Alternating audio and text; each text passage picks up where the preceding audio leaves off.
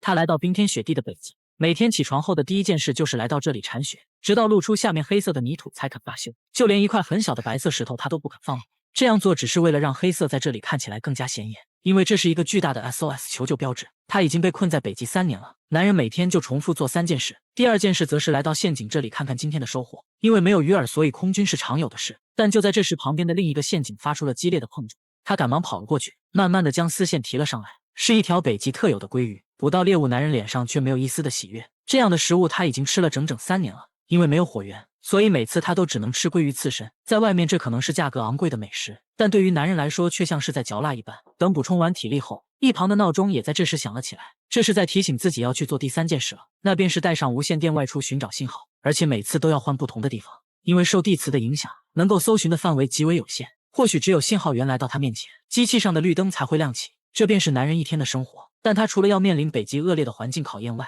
同时还要警惕这里的原住民。第二天，他像往常一样来到陷阱这里，却发现存放食物的盒子像是被什么东西给破坏了，里面的鱼也不翼而飞了。下一秒，他就在旁边发现了一个巨大的脚印，是北极熊的。他连忙跑回到了飞机上。在如今这种食物匮乏的季节里，北极熊会盯上人类也不是不可能。可等了半天也没见到对方的身影，男人觉得那个家伙应该是吃饱离开了。于是他决定再次出门搜寻信号，却意外发现北极熊就在不远处徘徊着。他或许是想等猎物放下戒备时再发动攻击，所以目前来说男人暂时是安全的。他便来到另一个山头继续摇动无线电，而此时不远处一个巨大的风暴正朝这边袭来，不一会就刮起了阵阵狂风。男人只好作罢起身离开。可偏偏在这个时候绿灯突然亮了一下，虽然只是一瞬间，但哪怕只有一丝丝的机会，他也要努力抓住。果然在他不断的摇动下，绿灯再次亮起，接着他四处张望寻找信号源，下一秒一架直升机就赫然出现在了视野里。男人看到后连忙拿出事先准备好的烟雾棒呼叫救援。好在这里是白茫茫一片的北极，因此上方的烟雾变得更加显眼了。对方很快就发现了他，看到飞机正掉头朝这边驶来，他开心极了，3年以来第一次露出了笑容。正当男人以为自己可以得救了时，命运再次跟他开了一个玩笑。因为受刚刚风暴的影响，直升机根本就无法再前进分毫，接着就开始发生剧烈颠簸，不受控制的朝着反方向飞去。男人还以为对方是不打算救自己，却不料下一秒他就径直撞向了地面。他怎么也没想到，好不容易有了逃出去的机会，竟会发生这样的意外。但眼下不是伤心的时候，救人才是最要紧的。男人赶忙来到了事故现场，等他把驾驶员拖出来时，对方早已经没了呼吸。万幸的是，坐在副驾驶位的女人还活着，不过她的肚子却被划开了一条长长的伤口。虽然没有伤及到要害，但若不及时处理，也很有可能会因为伤口感染而死。男人赶紧在飞机上翻找起来，希望能有相关的药物。好在找到了一个医药箱，不过里面的东西也只能暂时缝合一下伤口而已。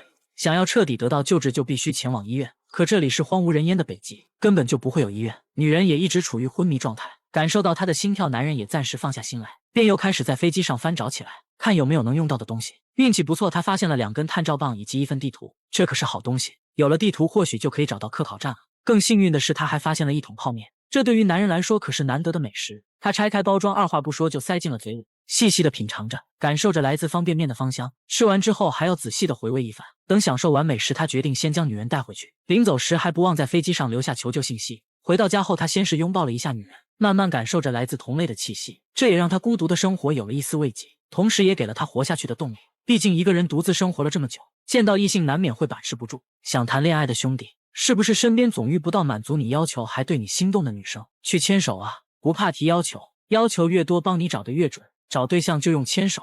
他让对方尝试握紧拳头，感受到他手掌上传来的力量，男人这才放心下来。I'm sorry。看到女人伤心的晕了过去，他瞬间感觉到了一丝愧疚。若不是为了救自己，或许他们的飞机也不会出事。等安顿好他之后，男人再次来到飞机失事的地方。他先把驾驶员的尸体进行了简单处理，随后便开始搜寻起物资来。他摸了摸对方的衣服，竟然从中摸出来一个打火机。看着燃起的火苗，男人开心坏了，这就意味着他再也不用吃生食了。赶忙将打火机揣进了口袋里。更加幸运的是，他还找到了煤气罐和煤气炉。在冰天雪地的北极，这可是奢侈品。就在他准备搜寻下一个地方时，无意间发现了一张照片，这才知道女人和驾驶员是一对夫妻，2人还有一个刚出生不久的孩子，这让他感觉更加愧疚了。正因为这份亏欠，他决定无论如何也要带着女人活着离开北极。随后他就开始对着地图规划起路线来。就在这时，外面的陷阱突然响了起来，男人立马跑了出去。看到大鱼上钩，这次他却露出了开心的笑容，因为他现在有了打火机和煤气炉，再也不用吃鲑鱼刺身了。回去后，他做了一份海鲜泡面，吃到嘴里简直是回味无穷。看到一旁的女人，他又连忙拿出叉子挖了一勺鱼肉喂给她。或许是因为刚刚才失去了丈夫，女人还处在痛苦之中，面对男人递来的第二口鱼肉，她怎么也不愿意再吃下去。男人见状便轻声安慰她，救援队一定会找到你的。等吃饱喝足后，他便开始清点物资，准备出发前往科考站。临走时，他同样在飞机上留下了求救信息，只希望会有人经过这里看到这些留言。这段旅程将十分的漫长，他们不仅要穿过近200公里的雪山，而且路上还不知道会遇到什么危险。那头北极熊或许正虎视眈眈地看着他们，因为要带着女人，所以只要遇到陡峭的山坡，他都要重新规划一下路线。这样做只会导致他们的路程不断的增加，但无论如何，他也不会放弃女人独自离开。到了晚上，两人便就近寻找一个山洞过夜。男人进去前还不忘用积雪将洞口堵住，这样做可以避免野兽发现他们的气味。随后他简单的做了一份水煮鱼片，可女人似乎还没有从痛苦之中走出来。面对男人递来的食物，她还是不愿意吃。没办法，他只好给对方喂了一点水喝。看到女人安静的睡了过去，他也准备休息一下，却在这时外面忽然传来了一阵脚步声，似乎是有什么东西正在附近徘徊。他拿起铁锹，小心翼翼地循着洞口的方向望去，下一秒积雪就突然被扒开了，是那头北极熊。原来他一直在悄悄地尾随两人，就等着他们放松警惕之时发动攻击，但北极熊却忽视了自己的体型，如此狭小的洞口他根本就进不来。不过男人不准备坐以待毙，拿出一根探照棒点燃了它，因为他深知这个家伙跟踪了自己这么久，是不可能轻易放弃的。他会一直守在洞口，直到猎物失去反抗能力。与其被困死在里面，还不如主动出击。这个方法果然奏效了，不一会北极熊就逃之夭夭了，两人也因此成功躲过一劫。赶跑北极熊后，男人呆愣在原地，久久都不能从刚刚的惊吓之中走出来。他深知路途还很遥远，后面还不知道有什么危险正等着他们。很快，一个新的难题就摆在了他面前。眼前这个高高的岩石坡挡住了两人的去路，可男人记得地图上明明没有这个山坡的，因为在北极这种恶劣的环境下，根本就没法将地图标注的十分精确。眼下留给他们的只有2条路，要么穿过眼前这个陡峭的岩石坡，要么绕过这座大雪山走另一边。如果选择第2条路，那么两人要多走近3倍的路程，这是一个很难选择的问题。爬上这个岩石坡便是一条平整开阔的大路，如果男人选择独自过去，要不了多久他就可以到达目的地了。但他发过誓一定要带着女人一起活下去，不管结果如何，他决定都要尝试一下。他准备先将物资用雪橇车拉上来，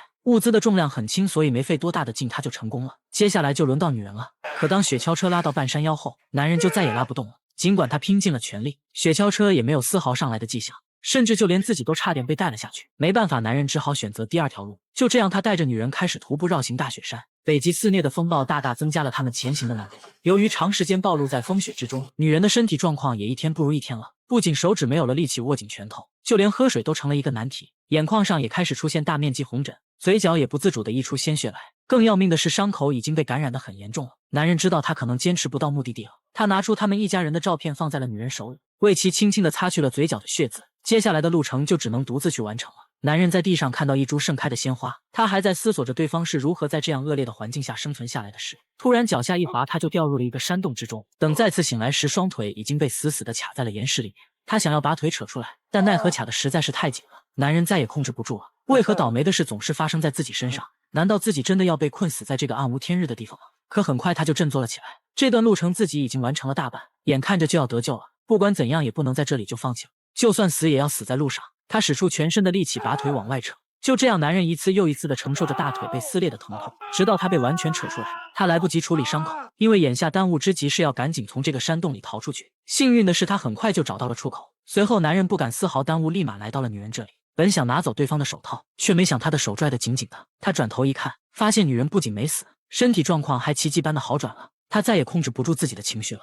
I'm sorry. I'm sorry. 男人决定不管以后发生什么事，只要对方还有一口气在，他都不会放弃。他用冰雪简单处理了一下伤口后，便一瘸一拐地带着女人重新出发了。虽然不知道前方还有多少坦途，但男人始终相信光明终将照亮他们。经过10几天的艰难跋涉，他们终于成功地绕过了这座大雪山。男人丢掉所有物资，准备拼尽最后一丝力气。就在这时，一架直升机赫然出现在了视野里。他不敢相信眼前的一幕，赶紧跑了下去，拼命地将雪橇车和女人一起推了上来。紧接着便立马开始呼叫救援。男人拿出了最后一根探照棒，用尽全身的力气挥舞起来，但他的求救声在这雪山之中显得是如此的渺小，不等对方听到就消散在了空气之中。他深知现在两人都受了伤，是不可能来到科考站的，这架直升机是唯一的机会。他点燃了身上的棉袄，势必是要赌上自己的全部。可是直到衣服被焚烧殆尽，对方最终也没有发现两人。看到直升机消失在大山之中，男人抱着女人绝望的失声痛哭。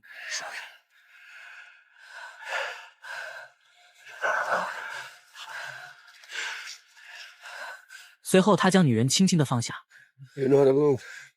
It's okay.